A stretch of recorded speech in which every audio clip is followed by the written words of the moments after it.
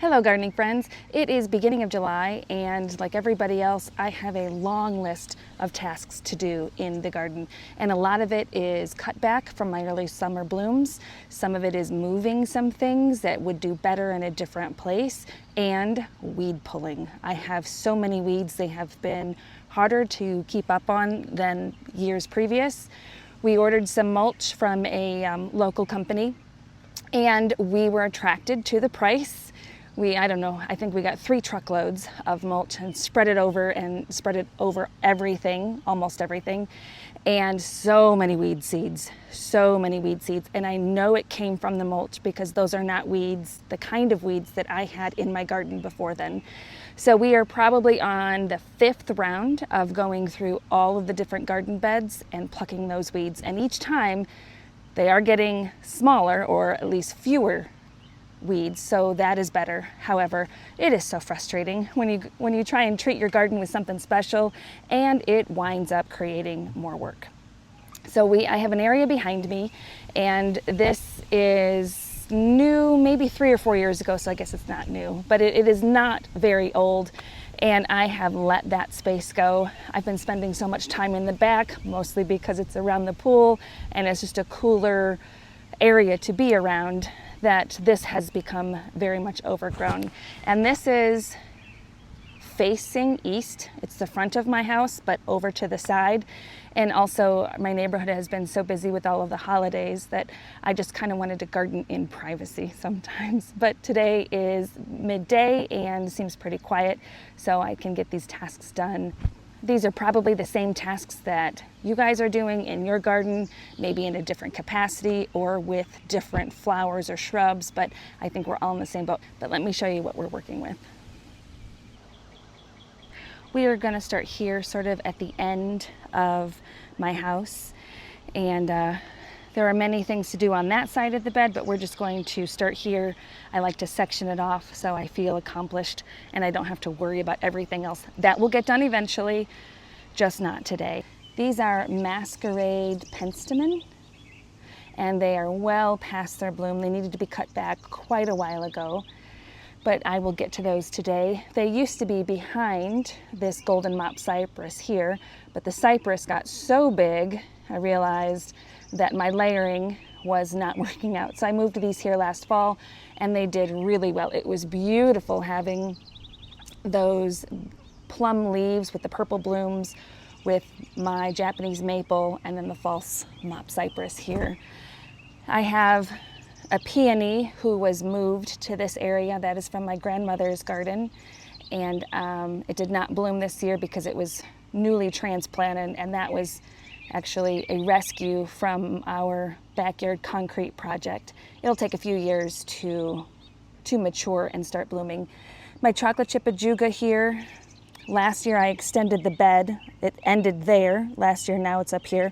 So some of this Ajuga needs to be moved forward, so that's the front layer. I have some salvia. I think this is just May night salvia that needs to be cut back in a big way, and most of the jobs are over here in this area. I have this giant Amsonia. I think this is halfway to Arkansas, and it does not look halfway to anywhere. It looks like it's all the way there. It's massive, and it's been there for a few years, but this is the first year that it has encroached and leaned on and sort of started bullying my daisies. I know when I cut those down, it gets milky and sappy, can be irritating to the skin, so I want to make sure we have gloves on for that. I don't quite know what I want to do with it. It's so gorgeous in the fall. I love the texture of the leaves, but it does sort of shine in the fall, so I don't know if I want to cut it back. But I do want those daisies to have their time in the sun as well. So I don't know what we're going to do with that. And somehow I had another one here, another Amsonia, but that's different. You see how the leaves are so much more chartreuse and these are green? So maybe I just take that out and keep that one. I don't know. I don't know. But that is something I have to think about. Maybe I don't get that today. This Japanese, I was going to say Japanese maple. That's not what it is. It is a Blacklace Elderberry. And I know they have a wild form to them, and that's okay, a little bit of wild, but I am going to tame it just a little bit. I have a U back here, 2 U's actually. This one has been here for a while. This one was transplanted last year, and this one is growing so much faster. So I just want to prune that a little bit, shape it up, and give more time for this one to catch up. I have roses that need to be cut back. Lots of weeds. You can barely see the plants through the weeds. So maybe I pull the weeds first, and then we'll revisit, and lots of catmint to come back. It looks horrible. It looks like I have been gone for weeks, and you know, from this part of the garden, I kind of am. I also have a fringe tree back here. You can see beyond my white flowers there. You see how there's no center branch? There's no main trunk. What I'm going to do is try to grab some tree staking kits and see if I can straighten some of those branches. I hope I can get to that today. And really, that will take me quite a while. Actually, it's not the time, it's just going to be a lot of effort. So I will get started, and you can come along and garden with me.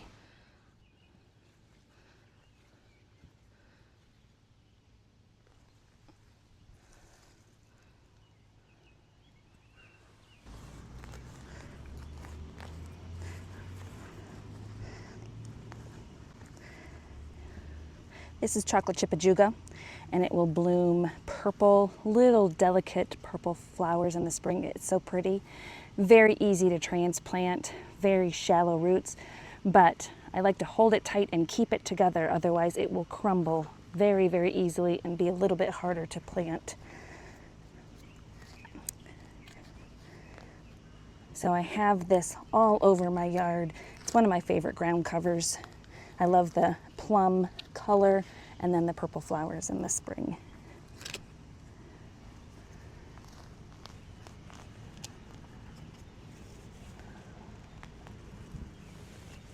This does spread very easily, but it's not a thug.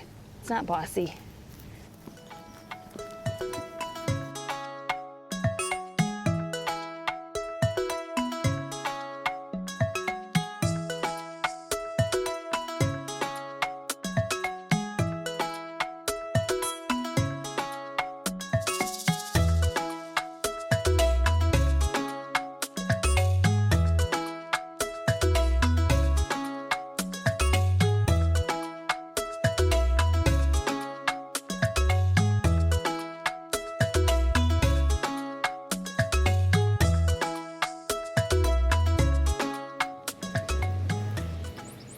So this is pretty far gone. I should have done this weeks ago. I am going to take it pretty close to the ground.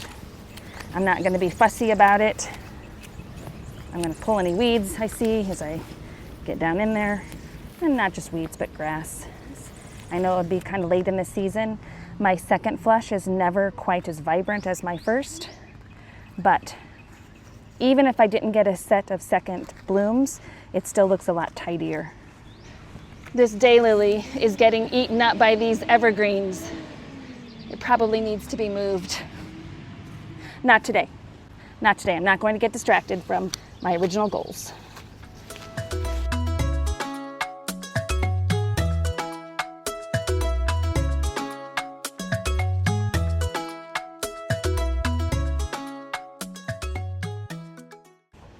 Okay, so now there are just tiny little plants there. And actually, I thought I only had 4, but I forgot that I had split them last year.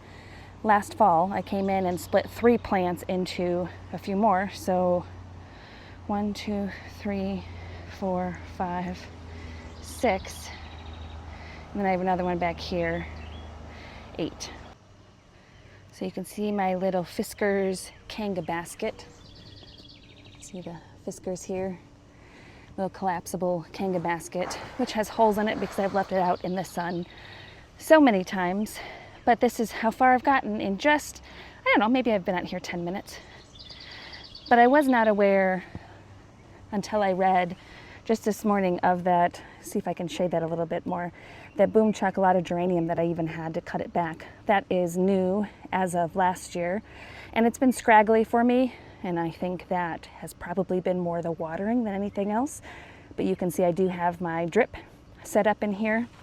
It is not on a grid. It's a pretty wonky system, but it is there, and I think it's been much happier later. I think what I'm going to do is, since I've done most of this bed, well, not that area, but from the porch over, I'm going to quick fertilize this, and then I will be ready for mulch, because I want to suppress the weeds from the compost that I added earlier this season. So I'm going to go get that fertilizer.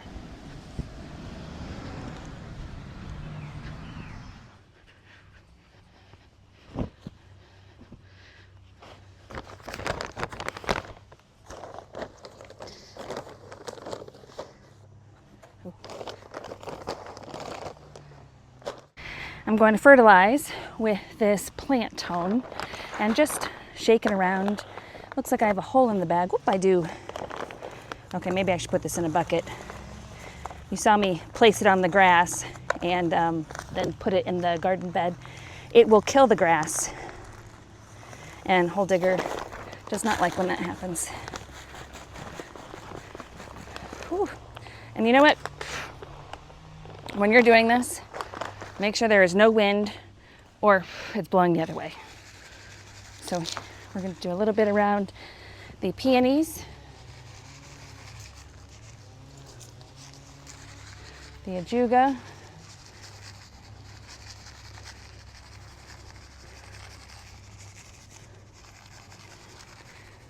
the Penstemon. Oh, I see a weed. Oh, this vine. Nemesis.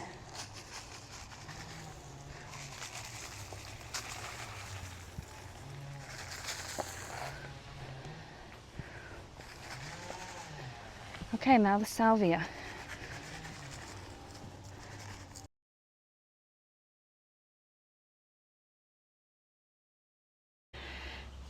It is a pretty pleasant day in the garden today. It's 77 when I came out, only high of 82.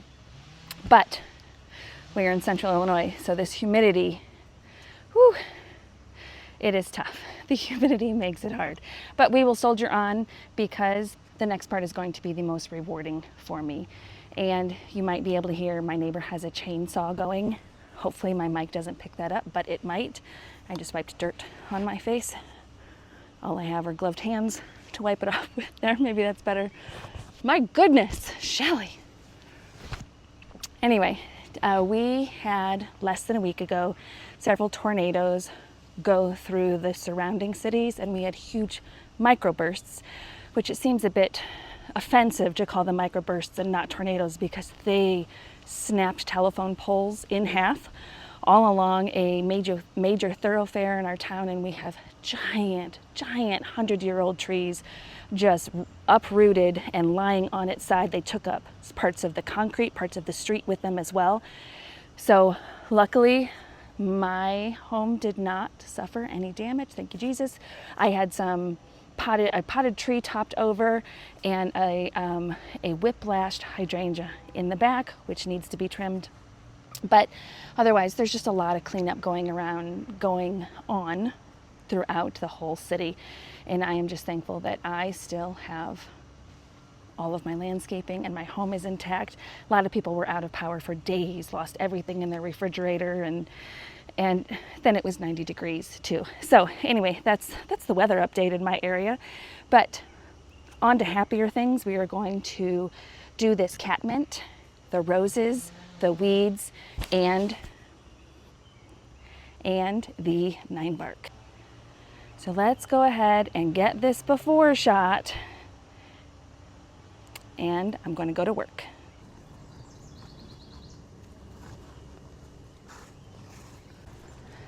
Now for the catmint, I should have some new growth in here, and I don't really want to take off the new growth. I just want the old growth.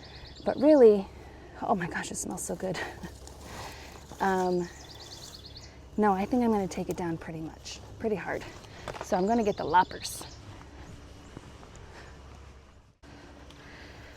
Just to be safe, I'll start kind of high. Make sure I don't cut any water tubes, water piping. Make sure I don't cut any water lines.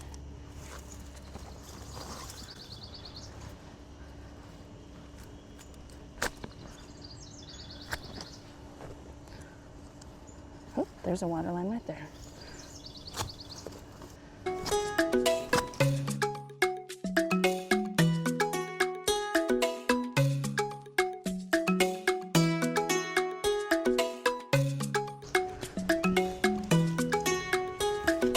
Whew. That was satisfying. Every year I am amazed that all of this space is taken up by 2 plants. Now this one seems to be a new one here, just an offshoot of this, but here are the 2 mother plants.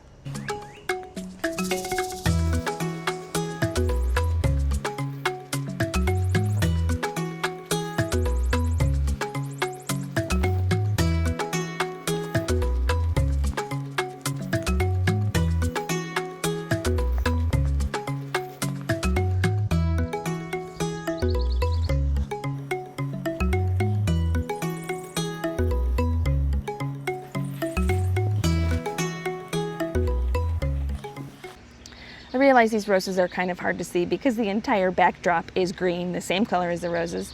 But these are my David Austin Princess Anne of Kent roses. And I have 3 of them. I have one here, one back there, and then one over here. And this is their 2nd full season. I put them in bare root last spring, and they struggled last year, and then this year they're pretty scraggly looking. And we're about to trim them back, and they have been assaulted majorly by whatever that pest is that does that. And on an earlier video I showed my other roses that have done the same thing. Now I have come out and sprayed them with Captain Jack's Dead Bug, and then I ran out of that and I was using Captain Jack's BT. And I know that helped, but it did not. Of course, once the leaves are that bad, there's no saving that one leaf. I do have some buds here coming up, but then some things I also need to trim back. So I ordered these roses because they said they were shade tolerant. And I know shade tolerant doesn't mean happy-go-lucky in this shade, so I figured they would maybe bloom less or be a bit smaller, which was fine, but I would like them at least to bulk up a bit. Maybe that's a better angle there. I mean, I have a lot of twigs at the bottom, and granted, with the skinny stature plus these leaves, they do look pretty sad. But they did bloom a lot this spring, and we have been in the lull. So maybe that's it, that it's just been a while since I have seen them bloom. But we're gonna try and take care of that and cut down some of those larger stems so that maybe that will encourage it to bulk out a little bit more. I will continue to weed, and then I do have some fertilizer. I believe I have some rose tone in the garage. If I do, I'll spread those out. I do have my watering over here, as you can see. It has not been turned on yet because it empties. It's just an end. It ends somewhere in there without a cap. And I just need to run a test on the water and see where I left off, because that was early spring. And then I left for a trip and I came back and things had exploded where I couldn't even find my lines. So hopefully I can do that, lay some mulch, and then this will be done. Also, very quick, I do have this lady's mantle over here, which did really well this spring. I was so happy with that. I'm going to trim that down as well. So we're just going to keep on trucking along here. Now, another reason I'm eager to get after this Blacklace Elderberry is that imposter right there trying to camouflage. Look at that weed. Look at that. That's going to feel so good to get that out of there. Okay, so here are some spent blooms, and I think normally I would just take it down to here, but I would like more branching. All of these leaves are not healthy anyway, so I'm going to take it here. Of course, I'm going to leave that one alone because that has a bud coming. This has a bud coming. I guess I'm not going to do it as harsh as I thought because I do have a number of buds. But I am trimming it down to a leaf. I have a bud on this one, so I'm just going to take this one down. I think that's really all I can do because I'm not willing to give up that bud. And maybe there's another one growing here too. But this guy here, let's take you down to here. You're leaning over. These have a lot of thorns. Wear your gloves. Now, I've never cut lady's mantle back before because this is the first time it's grown this much for me. So this is a trial for me. And I know I can take it all the way back, but I've taken so many things all the way back over here. I don't want this area to be naked. So let's see what we can do here.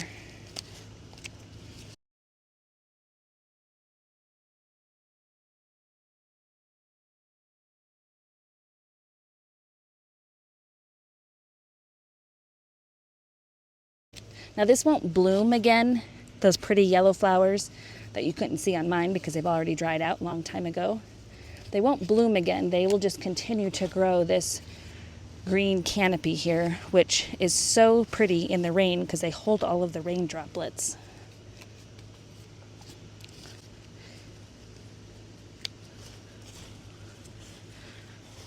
This is a ground cover, so it will spread. My experience has been it spreads very slow. But like I mentioned before, I don't really have my watering down pat over here, so it does get inconsistent. It can be dry for a long time and then get a deluge of rain or watering from the hose. So as soon as I get this watering, see it's set up over here, as soon as I get that turned on, maybe it will spread quicker. Okay, there you go. Looks kind of fresh. Okay, what next? The weeds or the elderberry? Let's do the weeds.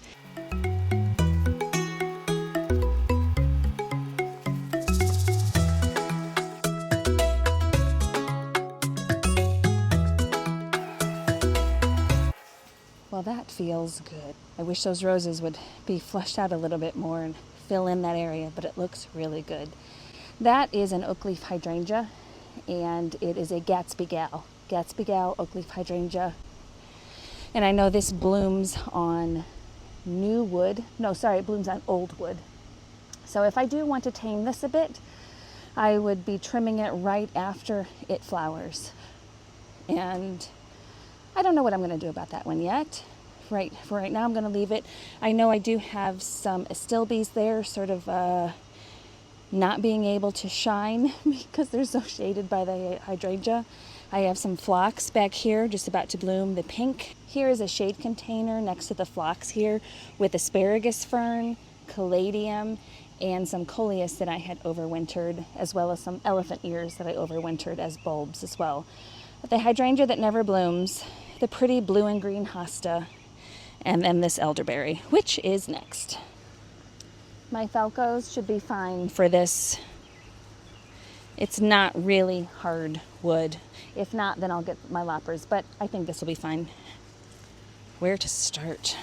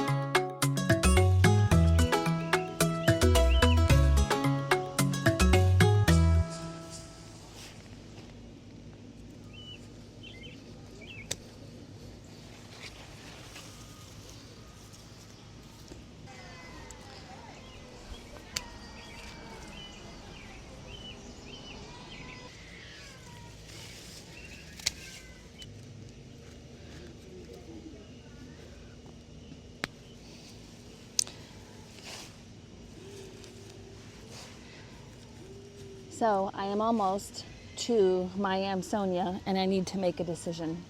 And as I am sitting here pulling all of the weeds, I think I would rather see my daisies than see the Amsonia. Once this gets mulched, it's going to look so nice. We're just going to trim this back a little bit and give the daisies some room.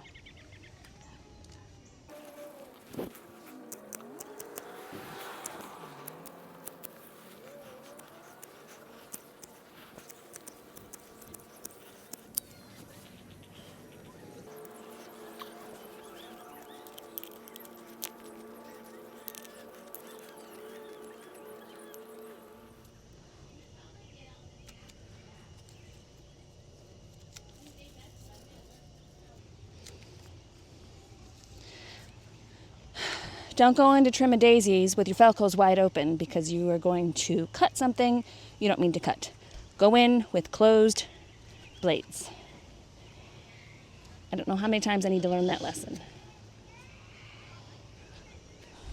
So I just went to turn the camera on my face and realized I had mud smeared everywhere. And I had just met the neighbor across the street. I mean, he's lived there for 2 years, but we waved, never really had a conversation. And you know, when you have a tornado rip through town, that's a perfect opportunity to go meet your neighbor and say, did you suffer any damage? Did you lose power? So, of course, he probably didn't think anything. I'm wearing my overalls and I'm working in the garden, so apparently the mud all over my face did not bother him. But anyway, it is, ooh, look, I'm filthy. I'm absolutely filthy, but I love it. It is time in my garden with all of the plants, in the dirt on a pleasant day. It is hot. It's mildly uncomfortable, but it's very doable, and I feel like I'm getting things done. And just look at all of this behind me. It's exhausting, but revitalizing at the same time. Do you feel the same? Do you feel the same?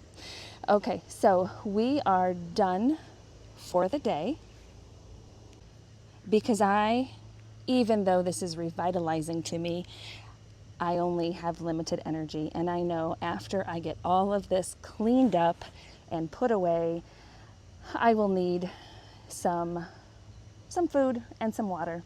And I will come back and I will mulch this area. So I won't leave you hanging. In just a few seconds, you'll probably see me mulching this area, and that will be the end of the video. The new day is here, and so is the mulch. I'm using bags of mulch from our local box store. I know we could get truckloads of mulch from a garden center, but because of our busy schedule, we did not want to do truckloads because I need to do this in small segments of time. And having mulch sitting on the driveway or somewhere else that's inconvenient for our neighbors for a long period of time just kind of eats away at us, gets wet in the rain, runs down the driveway into the street. So this is not the most practical way to do it. However, it suits our needs for this season. And it is just naturescapes. I do prefer the mulch, the smaller blend from the garden centers. And this has some larger pieces in it. But you know, through the years it'll break down and the larger pieces end up just coming up with my spring cleanup anyway.